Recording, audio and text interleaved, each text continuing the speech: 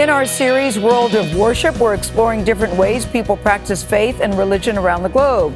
Today, we're taking a look at one of the fastest growing religions in the world, the Baha'i faith. There are now more than 100,000 Baha'i communities worldwide. CBS This Morning's Saturday co-host, there she is, Dana Jacobson. Hey, Dana, recently visited one in Wilmette, Illinois. So the question is, Dana, what's the heart of this religion? Well, Gail, the one word that we kept hearing to describe the Baha'i faith was unity. In Arabic, it means follower of glory. It was founded in 1844 in Iran, and the religion teaches the oneness of all world religions with principles that seem universal. If you're intrigued, come on with me now on a journey to the Mother Temple of the West. Just outside Chicago, on the shores of Lake Michigan, construction started in 1921. Sits the oldest surviving Baha'i house of worship. Every Baha'i temple has 9 sides, 9 doors, 9 gardens, and fountains. What's the significance of 9? 9 is a symbol of completeness and unity. Joyce Litoff was attracted to the Baha'i faith because she says it teaches what she already believes. My mother was Jewish, my father was Catholic, and then I married a Jewish man, so I've actually lived in 2 religious communities. Yeah. And when I learned about the Baha'i faith that embraces the teachings of other religions, it made total sense to me. The idea of oneness is carved into the temple's exterior, which includes the Jewish Star of David, the Christian cross, and the Star and Crescent of Islam. And is the idea that this is encompassing all religions, all faiths? Well, that's a little bit of a misconception that the Baha'i faith is a mishmash, that we believe everything. We believe in this progressive revelation that the teachings of these great spiritual teachers, they all had their time and place. And so we embrace the religions that came before. Krishna. Yeah. All right. Baha'is believe theirs is the religion of the future. Inside each temple, there's one dome representing one God. Be generous in your days of plenty. At least twice a day, there are prayer services with readings from various world religions, but no sermons and no clergy. That lack of ritual is partly what drew 28-year-old Matthew Cotton to the faith. We lived in mostly all-black neighborhoods. He was raised Catholic on the south side of Chicago. What did your mom think when you were coming here? She was very supportive. At first she wanted to ask some clarifying questions that if this was a cult. And so, I told her to the best of my knowledge, it didn't seem like a cult to me, right. That this really seemed like a global world religion of people engaging with their fellow citizens who weren't Baha'is in order to be of service to humanity. What is the united community that the Baha'i faith is trying to achieve? To me, building unity looks like creating opportunities for everyone to see themselves as part of one family. So no matter race. Exactly. No matter economic status. Yes, exactly. Gender, anything. Yes, seeing each other first as souls. We may come in different colors. We are humankind. Music director Van Gilmer has been working toward racial justice since the Civil Rights era. In 1963, he participated in sit-ins in Greensboro, North Carolina. The idea of one humanity is very attracting. We talked about it in my church. But my church is African American. That church in Greensboro, North Carolina is still African American. All the churches in Greensboro, North Carolina are either one race or another race. We say and we believe one thing, but when it comes to what we're doing about it, if we're not showing it, if we're not working at it, practicing then those were the things that influenced me to become a Baha'i. Because there's no hierarchy in the religion, Baha'is around the world elect at least 9 people to represent them in their local spiritual assemblies. There are no ministers. So the burden is back on the individual to not only read the writings that the best thing in my sight is justice. Right. To be just. Not to just read or have somebody talk about it to me, but try to figure out how I'm going to be just in the things that I do. A community working toward justice by focusing on practicing instead of preaching. Now, there are somewhere between 5 and 6 million Baha'is worldwide and about 177,000 here in the United States.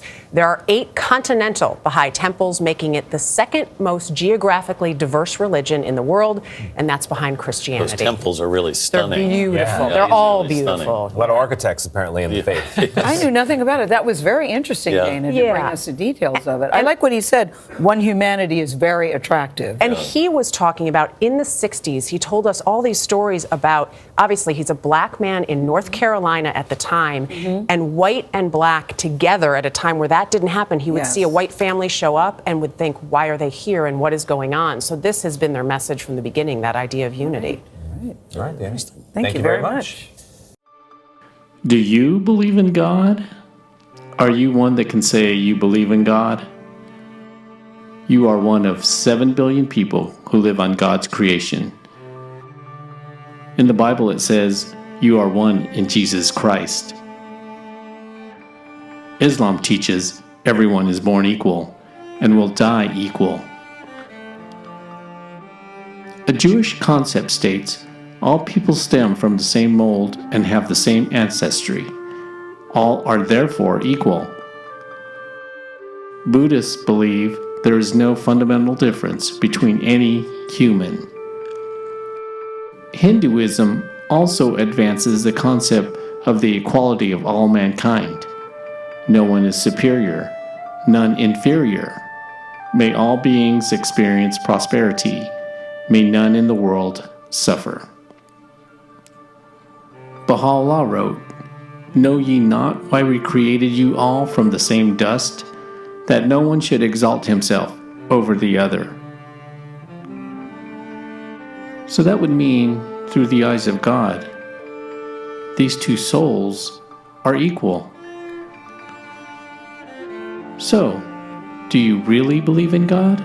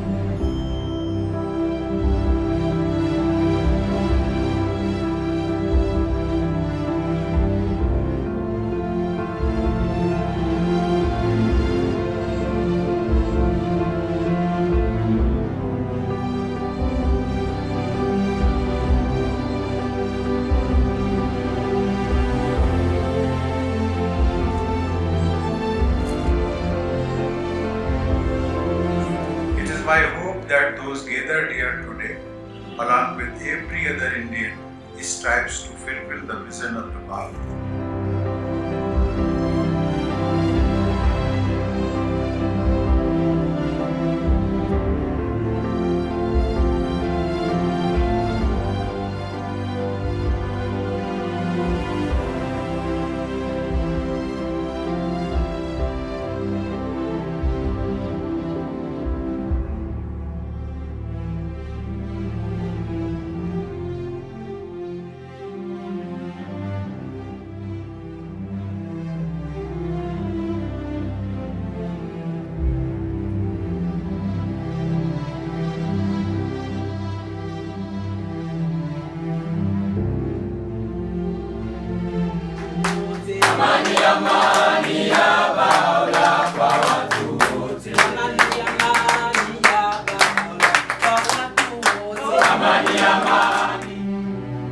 Glorious hand, I drank from this cup, knowing with certainty my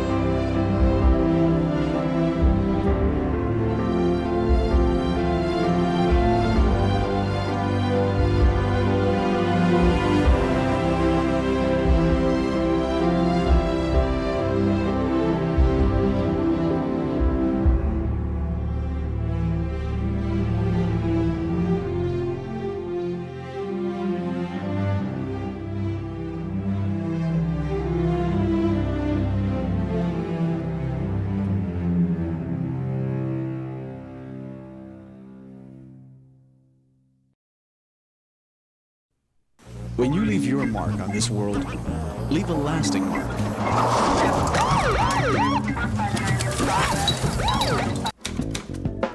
Leave a mark that'll stand the test of time.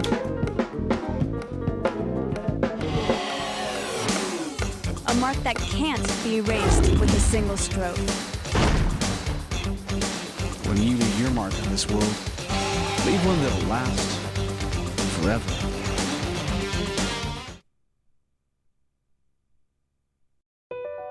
Baha'u'llah, or the Blessed Beauty, came as the prophet of the Baha'i faith, with a message that the coming together of the peoples of the earth will lead all of us to peace and prosperity. The Baha'i vision for the future is that this process of uniting humankind has begun and there's no turning back. Baha'u'llah's revelation gives us hope that change can come and that we can build a better world together. And it is not going to be achieved by a sense that if we just wait, God will make it happen, that will just magically appear and we'll all be happy and transcendently harmonious together. You can't just sort of let the world unfold before you, but that you are an active member in whatever way you can, big or small, contribute to this process. It's going to take the effort of every single individual working hard and believing in this vision that it can be made possible.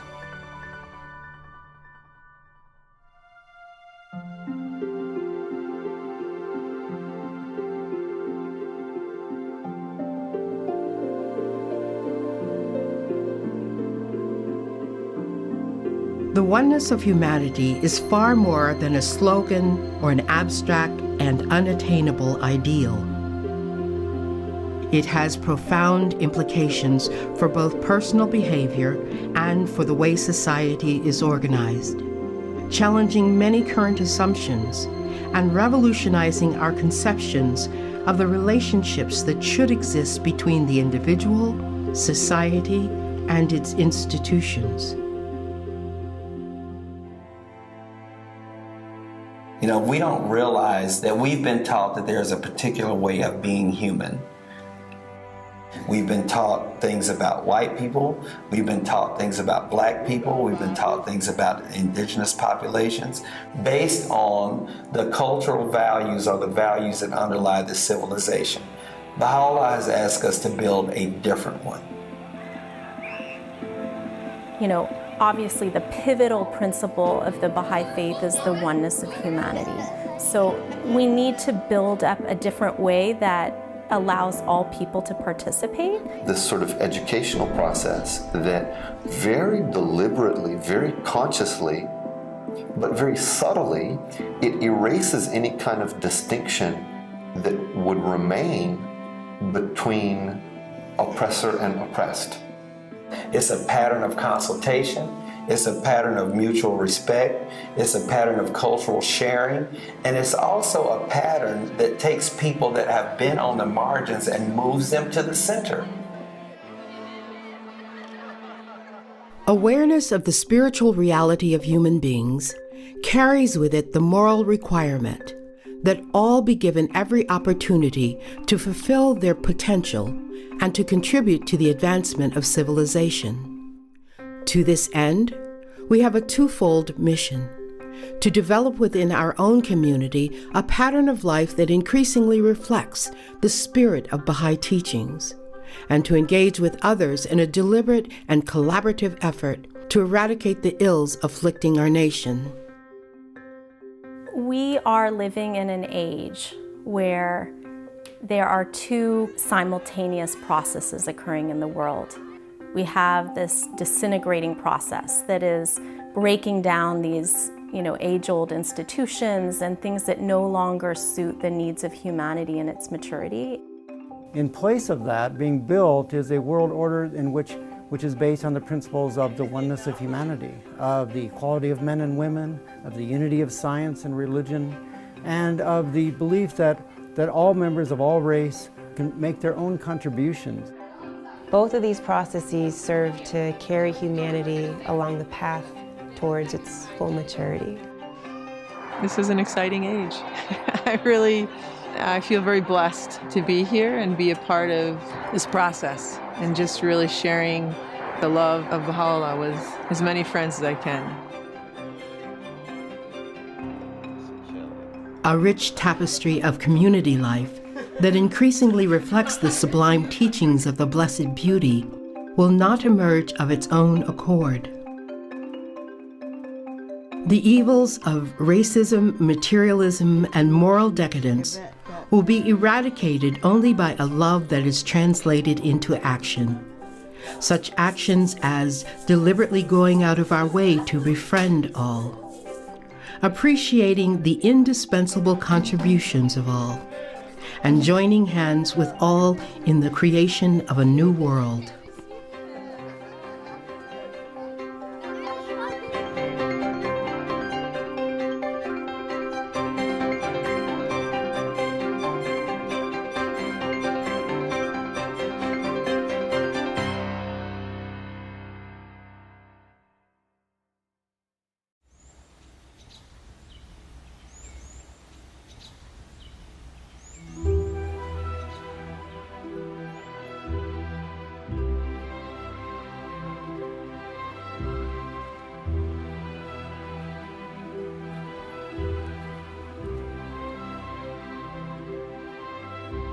The earth is but one country, and all men are its citizens.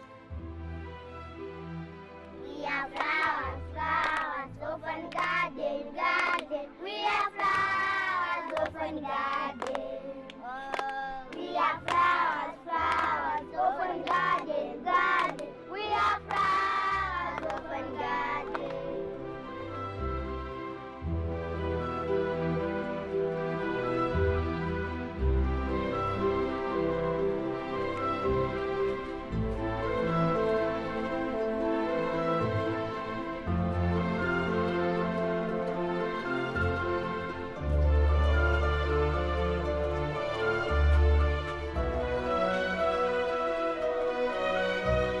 Be you as the fingers of one hand, the members of one body.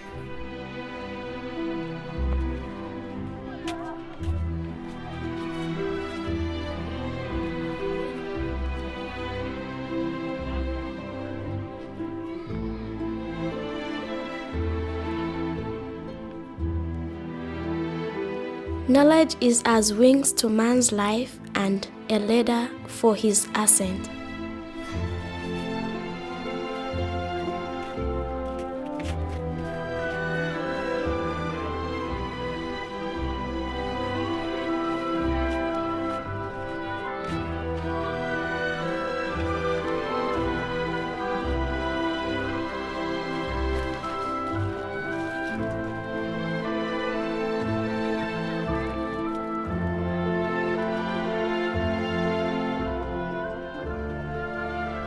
Only in the remembrance of God can the heart find rest.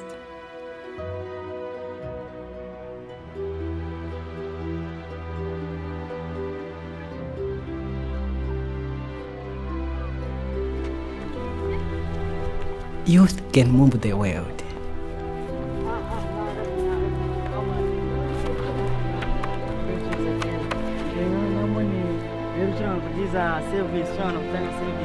This service is kushinda menaka. Inakubakisha kana kutumaliza ndai. So we try.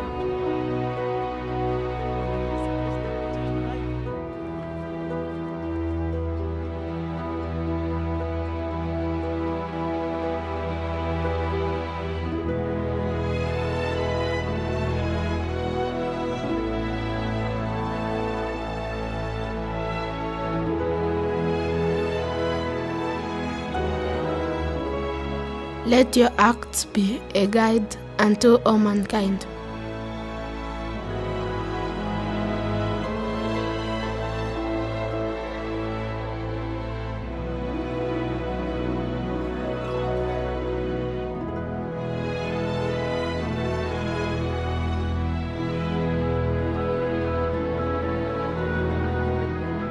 You are all the leaves of one tree and the drops of one ocean.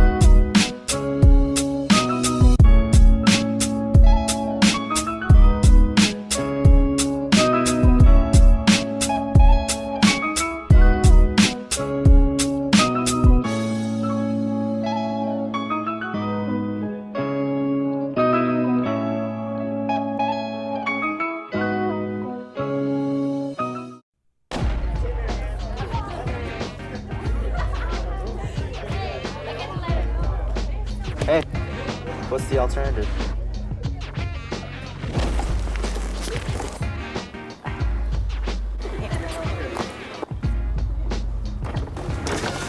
Hey, you want a hit? No an alternative. No, an alternative.